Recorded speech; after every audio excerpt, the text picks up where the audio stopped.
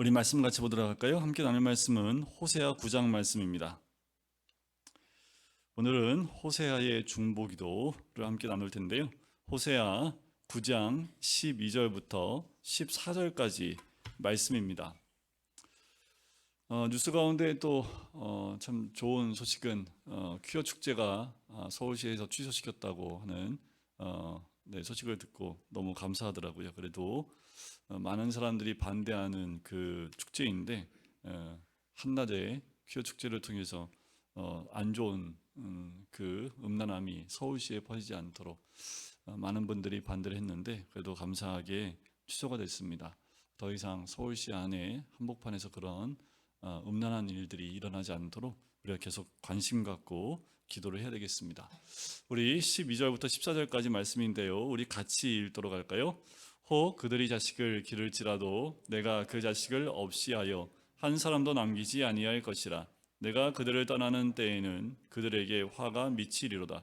내가 보건대 에브라임은 아름다운 곳에 심긴 두로와 같으나 그 자식들을 살인하는 자에게로 끌어내리로다. 여호와여 그들에게 주소서. 무엇을 주시려 하나이까? 아이 베지 못하는 태와 젖 없는 유방을 주시옵소서. 아멘.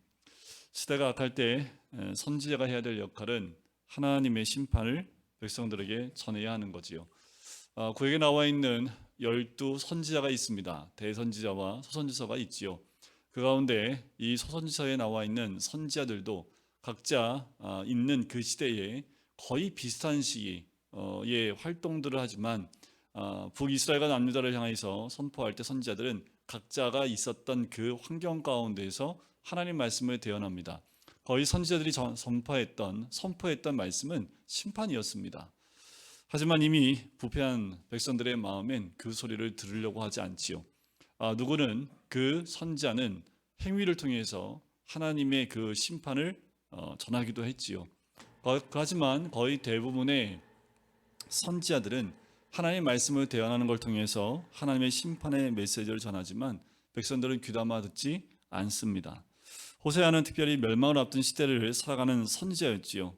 때문에 다가올 재앙을 알리는 메시지에도 불구하고 강팍한 백성들은 마음을 돌이키지 않고 오히려 호세아를 미친 사람처럼 조롱까지 했던 그 조롱까지 받았던 선지자가 호세아입니다. 하지만 호세아는 자기 민족을 품고 사랑했던 사람입니다. 자신과 부부관계인 고멜의 타락한 행위에 대해서도 사랑하고 용서하고 품어줌으로써 우리는 호세아를 사랑의 선지자라는 칭호를 부르기도 합니다. 그의 이러한 행위는요, 이스라엘 백성을 품고 인내해 주시는 하나님의 사랑을 상징적으로 보여주고 있는 호세아의 그 행위의 모습입니다. 이처럼 호세아는 자신을 배반하는 사람, 자신을 핍박하는 사람들을 위해 기도함으로써 선지자의 사명을 힘써 지켰습니다. 끔찍한 재앙 앞에서도 포기하지 않고요, 기도의 희망에 불씨를 지핀 그런 진실로 하나님을 신뢰하고 민족을 사랑하는 선지자이지요. 이 시대에도 어쩌면 이런 선지자의 외침이 필요한 때가 아닌가라는 생각이 듭니다. 자칫 이 시대의 흐름을 보면 점점점 사람들이 하나님을 떠나고 또 하나님 믿는 사람들까지도 삶 가운데 하나님을 아는 지식이 사라져버리는 이 시대 가운데 우리가 점점 더 깨어 있어야 될 시기이고 우리를 통해서 하나님의 살아계심을 이 땅 가운데 드러내는 어쩌면 이 밤이 굉장히 중요한 것은 호세아가 기도하는 것처럼 우리 한 사람 한 사람이 우리 가정과 교회와 또 이 사회와 민족을 끌어안고 기도하는 그것이 정말 중요하지요. 우리가 한 사람이라 할지라도 그 한 사람의 기도는 반드시 하나님이 들으시고 응답하시는 줄 믿습니다. 이 밤에 우리가 함께 기도해야 될 모든 중보의 기도의 내용들이 바로 하나님이 우리 입술에 주시는 선지자의 음성인 줄 믿습니다. 자, 호세아에 대해서 좀 알아볼 필요가 있는데 호세아는 저번 주 함께 봤던 아모스보다 약 10년 뒤에 북이스라엘에 등장해서 활동을 했습니다. 주전 750년 경부터 25년 동안 활동을 했어요. 이때는 북왕국이요, 멸망하기 직전이었는데 정치, 사회적으로 매우 혼란스러웠던 시기입니다. 말씀을 준비하면서 너무 섬뜩한 것은 지금 우리나라의 모습과 별반 다르지 않다는 생각이 들어요. 여러분들 6.25가 있을 때 우리나라가 해방하고 난 다음에 5년 동안에 이 나라에 있었던 사건들을 잠시 돌이켜 봐도요, 정치 사회가 굉장히 혼란스러웠습니다. 그때에 북쪽에서 침략해 들어왔던 6.25를 우리가 다 알고 있습니다. 어쩌면 지금 이 시대가 그때만큼 혼란스럽지 않은지 모르겠습니다. 우리가 이렇게 혼란한 가운데 중심을 지키고 또 우리가 이 민족의 죄를 끌어안고 기도하지 않으면 안 된다는 절박한 마음으로 지금은 기도할 때이지요. 북왕국은 여로보암 2세 때 어느 정도 번영을 누렸지요. 그 이후 뒤로 25년 동안 6명의 왕이 등극을 하는데 그들 가운데 4명은 암살을 당합니다. 다시 말해서 여로보암 2세 때는 비교적 정치적인 안정을 누렸지만 그가 죽은 다음에 왕위를 이은 6명의 왕 가운데 딱 므나헴과 호세아를 제외하고는 다 암살을 당했고 왕조가 바뀌게 되는 그 과정을 정치적으로 혼란한 것을 거듭하게 되는 거지요. 호세아가 등장한 시대는 왕국의 멸망을 앞둔 시대로 사회적으로 정말 어지러운 때였습니다. 자, 얼마나 어지러웠는지 가난한 사람들에게 불의가 자행되고 있어요. 힘 없는 사람은 점점 더 빼앗기고 못 사게 되고 못 먹게 되어지고 하나님의 뜻은 일반적으로 무시가 됩니다. 종교적으로 보면 가나안에 있는 풍요 신들인 바알과 아세라 숭배가 유행처럼 번져갔습니다. 자, 이들이 안식일은 거룩하게 지키고 있는 것처럼 보이지만 그들의 삶 구석구석에는 우상의 잔재가 그대로 있었던 거지요.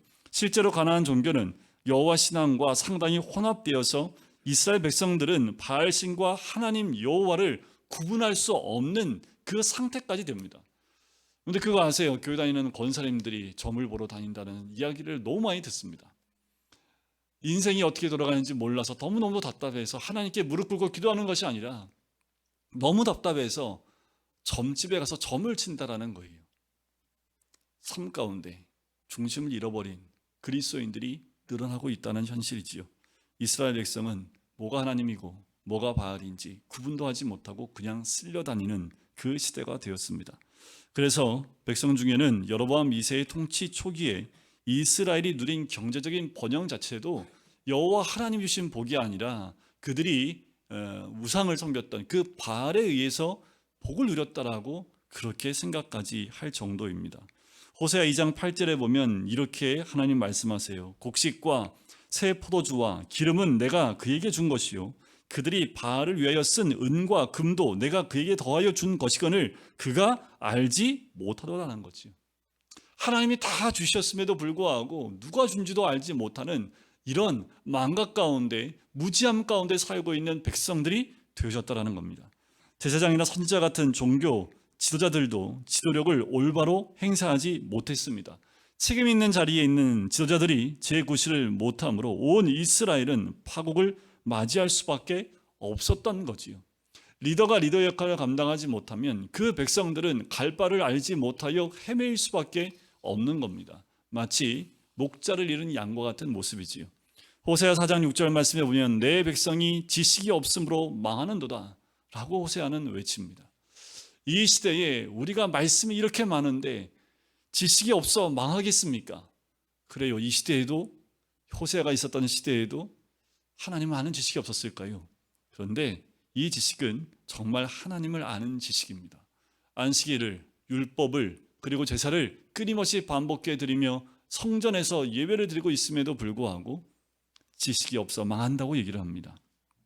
결국 북왕국 이스라엘은 주전 722년에 그 수도 사마리아가 아수르에 의해서 정복당하지요. 국가의 운을 다합니다. 솔로몬 사후에 남북이 갈라진 이후에 대략 200년 만에 북왕국은 국가가 망하게 됩니다. 호세아 개인에 대해서는 거의 알려진 바가 없어요. 아모스는 알려졌는데 호세아에서는 그에 대한 언급이 하나도 없습니다.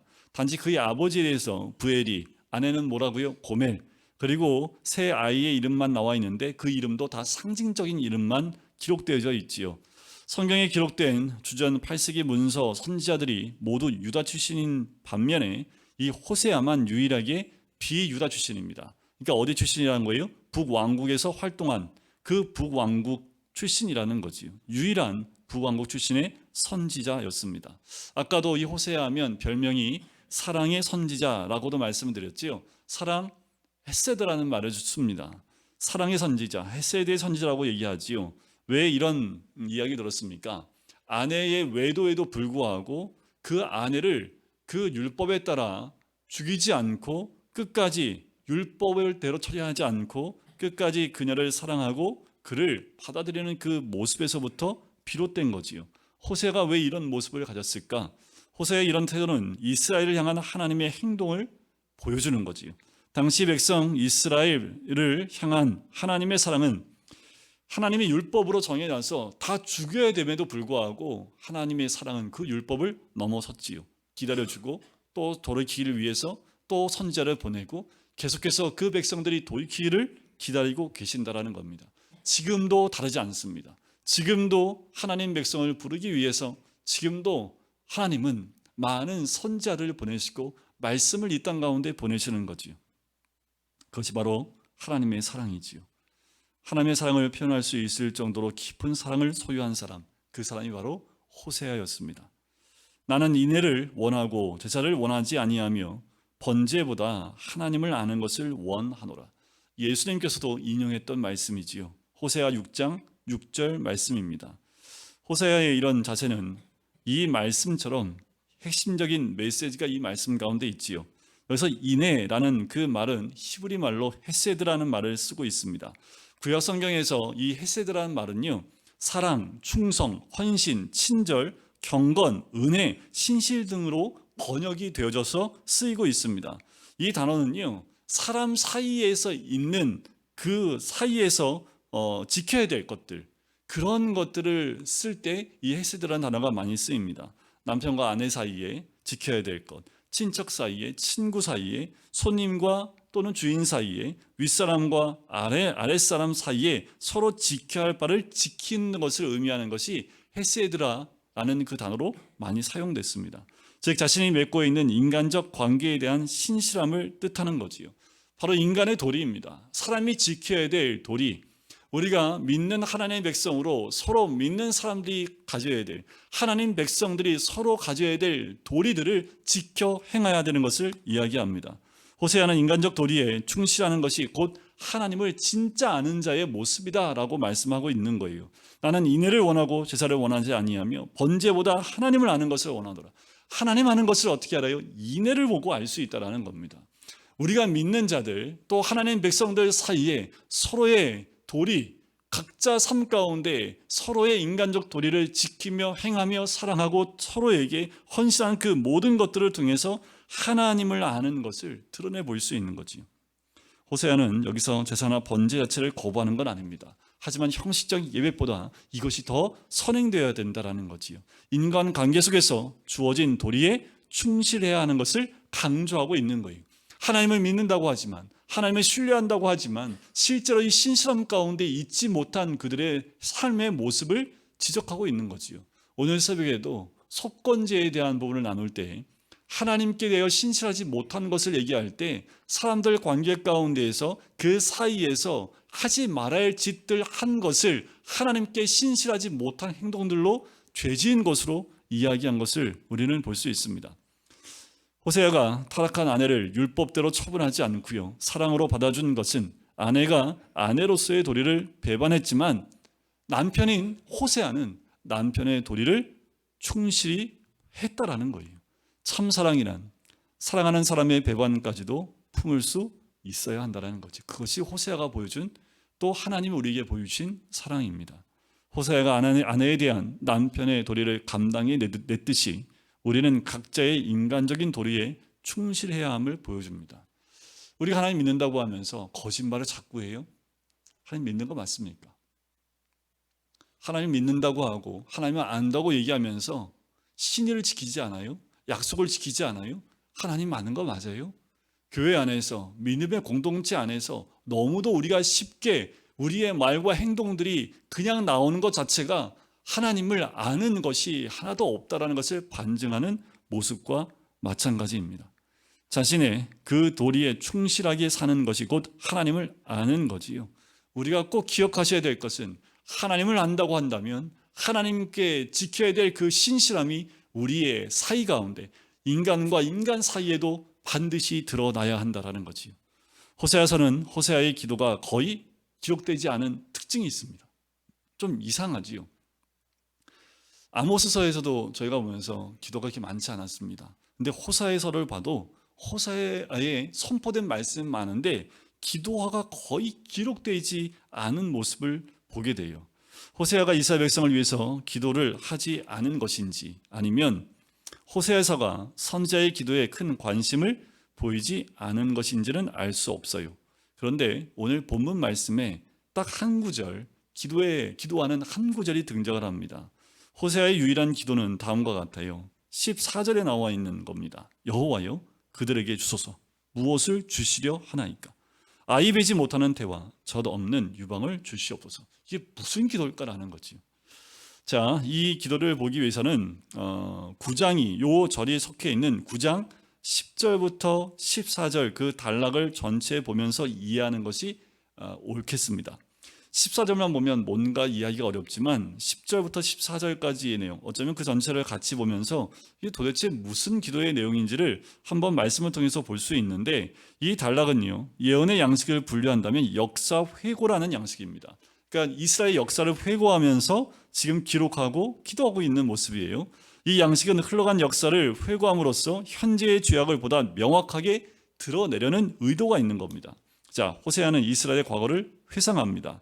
여호와 하나님은 옛적에 이스라엘 백성을 척박한 그 사막에서 오아시스를 만난 것 같이, 광야에서 만난 포도같이 귀하게 여겨주셨지요. 이스라엘 백성을 정말 하나님은 귀하게 여겨주셨습니다.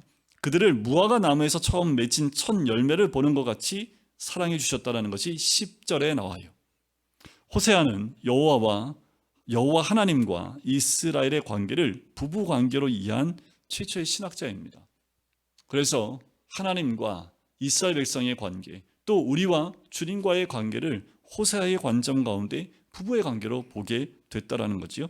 자, 이러한 비유는 이스라엘이 가나안 땅에서 이방신인 바알을 섬기는 것이 본 남편 되신 여호와에 대한 배반 행위임을 드러내주는 기발한 해석이 될 수 있습니다. 자, 호세아는요, 하나님과 이스라엘은 이집트에서 서로 만났다라는 거예요. 그렇게 표현을 합니다. 남녀가 부가 되기 위해서는 만나야 되지요. 이집트에서 만난 거예요.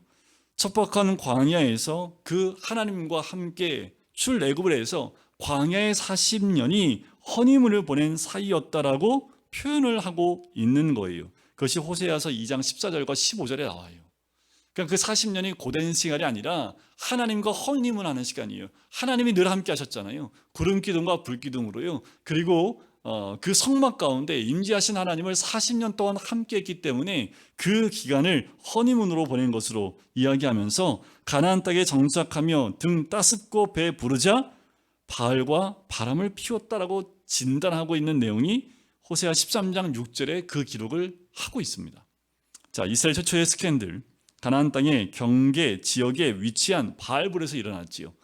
여러분들 그 보면 민수기 25장에 시딤에서 음행한 사건입니다.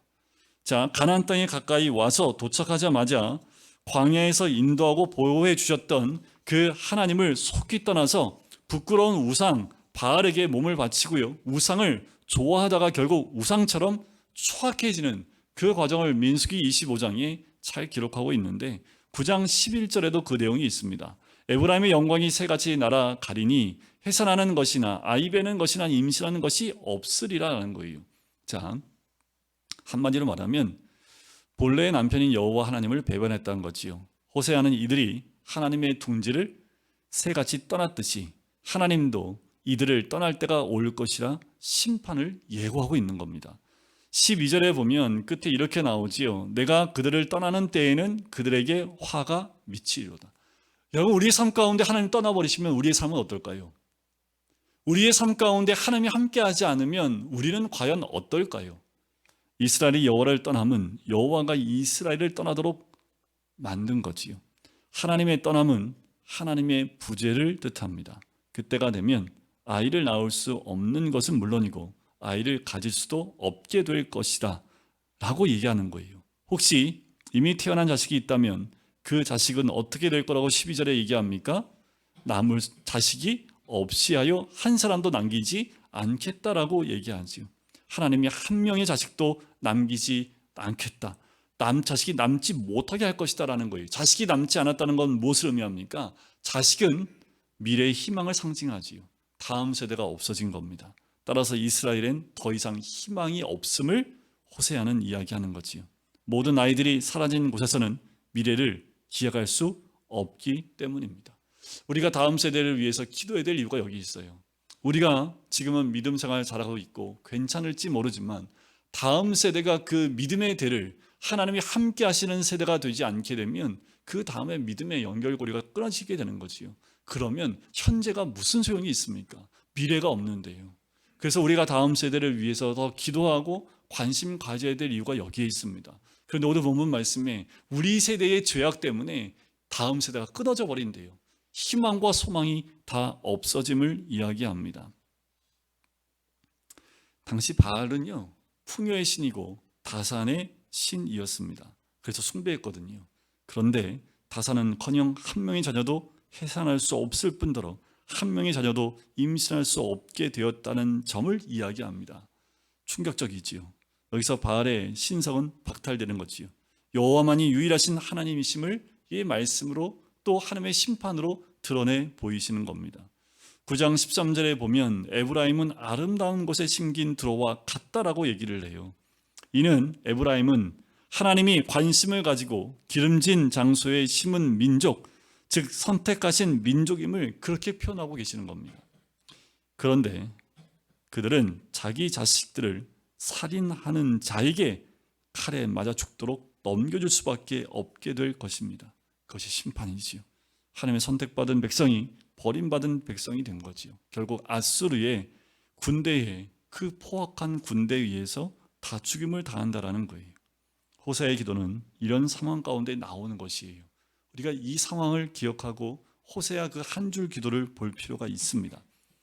지금 북왕국은 지금은 모르고 있지만 하나님의 심판 가운데 풍전등화와 같이 아수르 군대에 의해서 다 죽임당하고 포로로 잡혀가고 다 이전돼서 사마리아 땅에 남은 백성이 없을 만큼 완전히 황폐해질 것이라는 것을 이야기하는 거지요. 자, 호세아는 자신을 향하여 어리석고 미친 사람이라 비난하고 공격했던 이 백성들을 향해서 마지막 중보기도를 하는 거예요. 그는 하나님의 심판 결정에 침묵만 하지 않았습니다. 선지자란 하나님과 백성 사이에 끼어 있는 자입니다. 그게 선지자예요. 그래서 괴로운 거지요. 하나님 편에서 하나님이 말씀하신 심판을 선포하기도 합니다.